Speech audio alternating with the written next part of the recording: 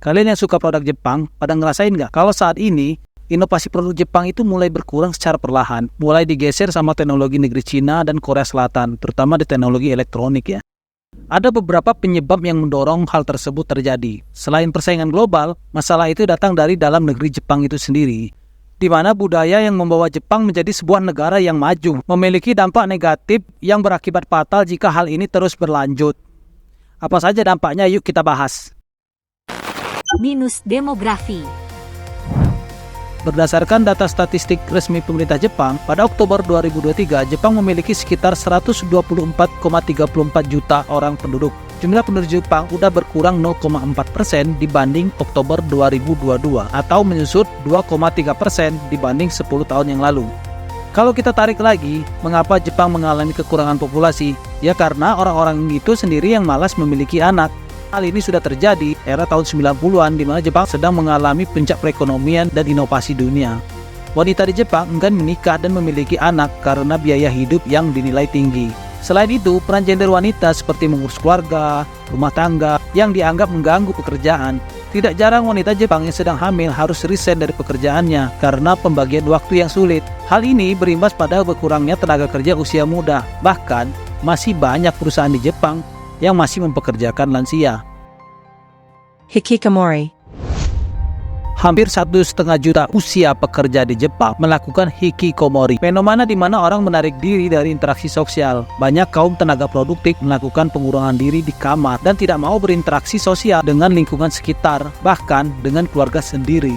Selain menjadi beban keluarga yang harus ditanggung biaya hidup, hikikomori sendiri menjadi masalah serius yang harus ditangani. Hikikomori ini tidak hanya terjadi di Jepang, tetapi terjadi juga di negara-negara lain seperti Korea Selatan dan China. Jumlahnya lebih sedikit dari Jepang. Ternyata ada juga yang melakukan hikikomori sampai puluhan tahun. Sedangkan beberapa faktor penyebab hikikomori itu sendiri kebanyakan datang dari lingkungan. Misalnya bullying.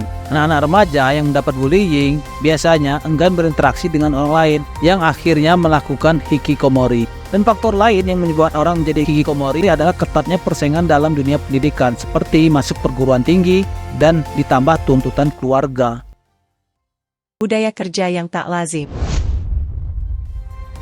Budaya masyarakat Jepang memiliki loyalitas yang tinggi terhadap perusahaan. Setelah restorasi Meiji dan Perang Dunia Kedua, pemerintah Jepang mengeluarkan slogan yang kurang lebih bunyinya seperti ini: tempatmu bekerja adalah keluargamu. Tempatmu bekerja adalah keluargamu.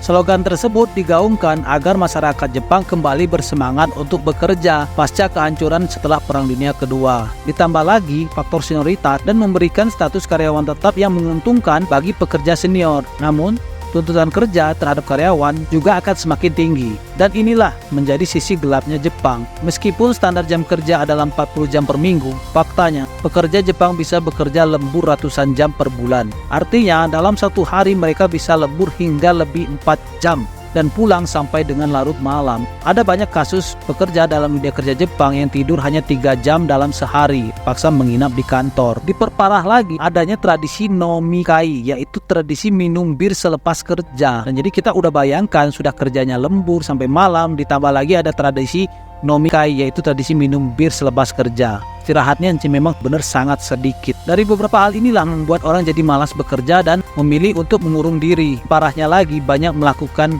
bundir. Pemerintah Jepang sendiri akhirnya membentuk Kementerian Kesepian pada tahun 2021 yang tugasnya mengatasi masalah krisis mental ini. Terutama pasca pandemi COVID-19 kemarin, peningkatan angka bundir dan hikikomori di Jepang meningkat yang didominasi oleh kaum perempuan. Dari berkurangnya pertumbuhan penduduk yang terus menurun, ditambah banyaknya kaum muda yang melakukan hikikomori, hal ini secara tidak langsung berdampak pada perusahaan Jepang. Ditambah lagi persaingan global yang semakin ketat. Nah, itu tadi kalau kita lihat dari sisi budaya dan populasi Jepang. Walaupun masih ada faktor lain yang menyebabkan menurunnya daya saing dan produktivitas produk Jepang.